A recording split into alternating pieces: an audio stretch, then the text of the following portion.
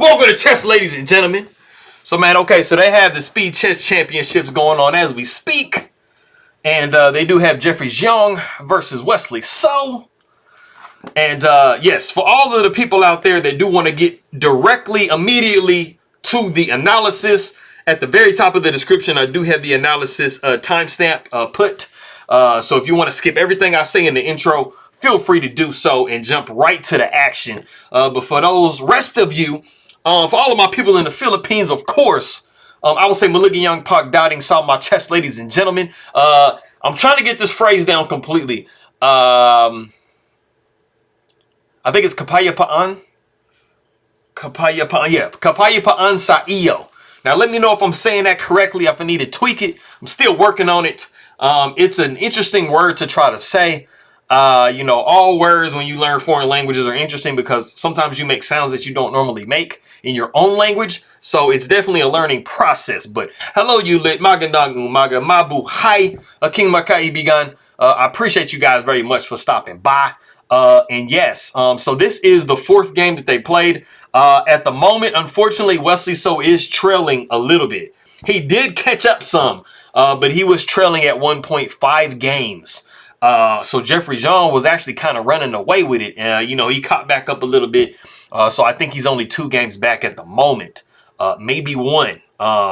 Anyway, yes. So they are doing that as we speak. So if you guys are ready to go, this is, like I said, game 4. We will take a look and see what we have. So we got E4. I got my volume down. No, I got my volume up. Why is it not? Because I turned my sound off before. Settings. I gotta do my settings. Sounds. There we go. There we go.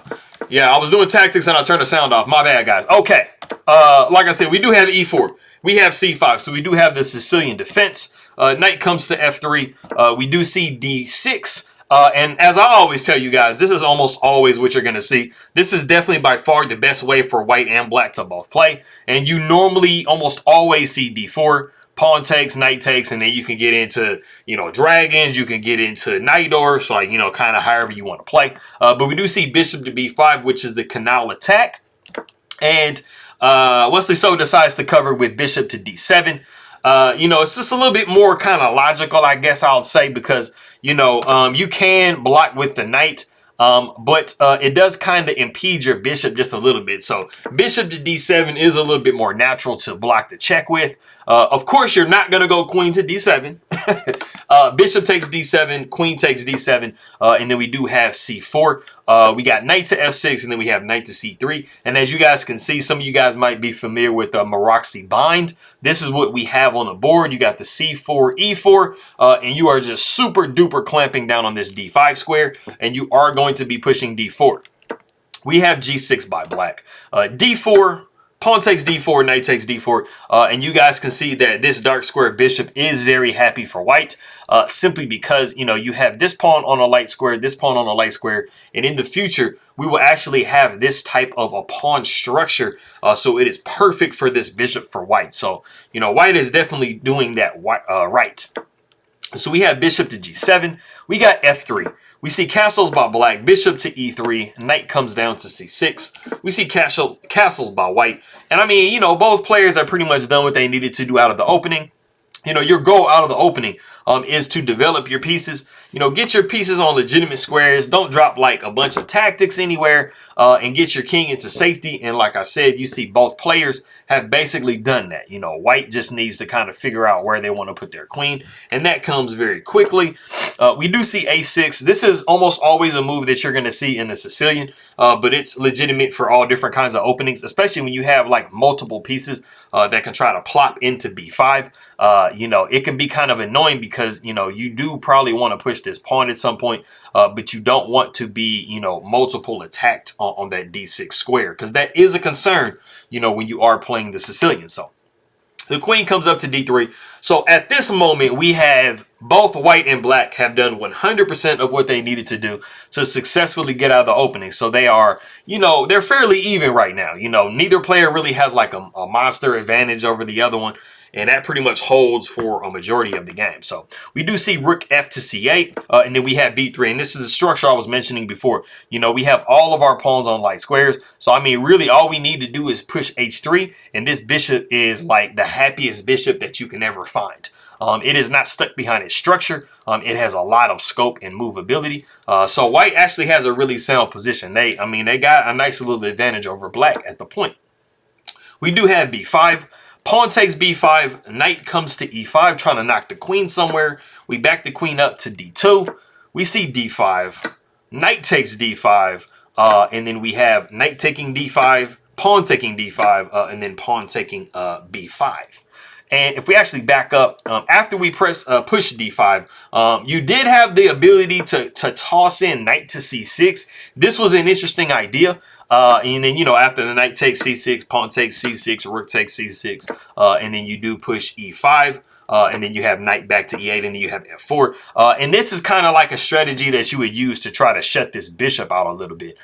Make your bishop a little bit more active than this bishop here, because you can kind of see it's kind of, you know, biting against a nice little structure here. To reinforce it, you can always play bishop to d4, protect the knight, stuff like that. So that was definitely a possibility there. But like I said, we did end up in this position. And the interesting thing about Sicilians is, since they have been played so extensively, it normally takes you a really long time to get to a novelty. So that's why you haven't heard me mention it yet. The queen comes over to e2, and then we do see queen taking d5. I mean, there wasn't a way to protect that pawn pretty much anyway. I mean, you know, you were going to be, you know, really pressured on that d5 point, so it was going to have to drop anyway. We do see rook a to d1. The knight comes up to c6. And then we actually get a temple on the queen, which is knight taking b5. Queen comes up to e6. And we do have king to f2, and this is the novelty of the game. There is a slight issue with king to f2. I'm going to mention that to begin with, and it makes a difference. If we actually back up to queen to e6, there was actually the ability just to go rook f to e1, and then after you see knight to b4, just play rook to d2. And, you know, you're not worried about this pin on this diagonal, because this knight is defending, and you are doubly defending this point. And your king is not on this second rank. This becomes relevant a little bit later on. So backing up, queen to e6, king comes to f2, which is the novelty. And then we do have knight down to b4, and we have the same idea. So pretty much, I mean, everything is kind of going the same way, but you will see later on this will become relevant. That little nuance in the position. The knight comes up to d5. We see bishop to d4, discovering stuff on the queen, but we do have a check for black immediately. Bishop takes d4 with check, knight takes d4. We're still hitting the queen. And so the queen actually moves to the most logical place for it to go, because, anytime you're moving your queen from being attacked, you do want to try to like move it in an active way. Like I'm always telling you guys, you know, there's like 15 different squares you can go to as the queen, right? But what is going to give you the most, like, you know, bang for your buck when you're moving? And it is, you know, making some type of attack or maybe pinning a piece down. So this is what Wesley so does. He moves queen to b6, and now you can see that he has just immobilized this knight. So, you know, the desirable types of move that you might want to try to make with the knight are impossible now. And that would have been the same if the king was on f1 or g1, or if it's on f2. So it's not like it makes a big difference. But we have actually reached a point in the game that once I make this move, queen to b5, this is actually a blunder by Jeffery Xiong. So if you want to go ahead and pause the video and try to find the move that Wesley so plays to take advantage of this blunder, go ahead and take a second and try to do that.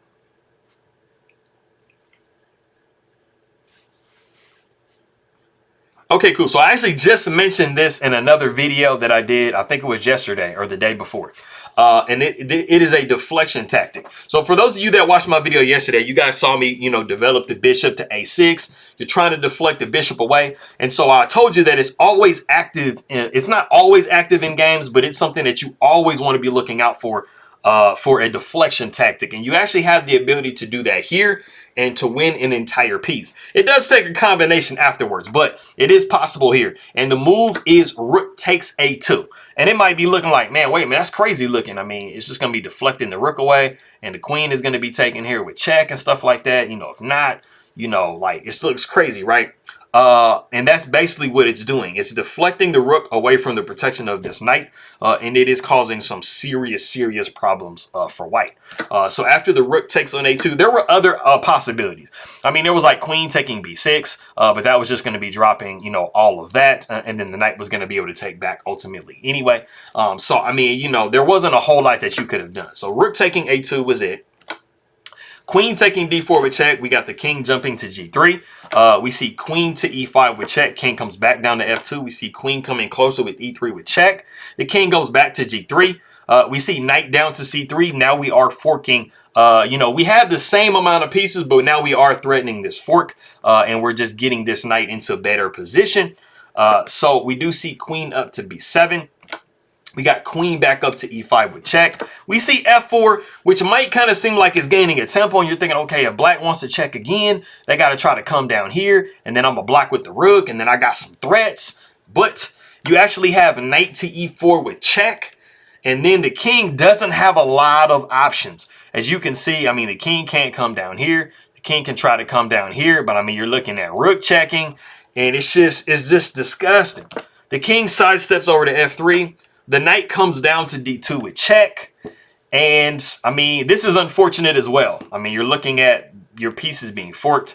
And I'm going to get into another variation in a second. But we see the king coming up to g4 in this position. The queen comes to f5 with check. The king steps over to h4. And you're really hoping that you're kind of getting out of the way here. The knight does take on f1. So now you have finally won your piece. We see g4 thinking that we're trying to like kind of knock the queen somewhere, but we do see queen up to f6, and it is in this position that white resigns the game. And you are resigning, just to show you a sample variation, you're resigning because king to h3 is, I mean, basically the only logical move. You can push g5, but you're going to get checked on f4, and I mean, you're just losing. So the king coming to h3, and then you would be looking at rook to c3 with check. The king would come down to g2, and then queen taking f4. Not only are you down an entire piece, but you're down an entire pawn as well. And I mean, look at all these pieces that are hanging out around your king. I mean, this is not a happy square for this king to be in. So that is, I mean, completely lost. But if we actually go back, I told you guys after we got king to f3 and then the knight came down to check on d2. I mean, you had that. You had rook to c3s. You had knight to g5s with check. All different kinds of stuff. But after we saw knight down to d2 with check, it might kind of seem like, man, I mean, can't you just, you know, capture this rook, this knight like this? You could have, but you're looking at rook to c3 with check. And this is super mating because where do you go? I mean, mating ones are king to f2, king to g4 are mates in ones. I mean, rook to d3, putting off checkmate for one more move is possible. But I mean, you can't go anywhere. This is going to be mating. Coming down to f2 is going to be mating after queen to e3. I mean, throwing the rook in the way, like I said, is what they really wanted you to do. But I mean, this is just simply this. And then the king is going to be stepping to either f2 or g4. And you already saw what those mates look like. So that is that game. So like I said, Wesley So is catching back up. Yeah, we will try to see if Malakas see Wesley So. But I appreciate you guys very much for stopping by. Makito tayo mamaya paalam and kapaya paan sa iyo. I'm really working on that phrase, man. I'm really trying. So let me know how I'm doing. But I will check you guys next time.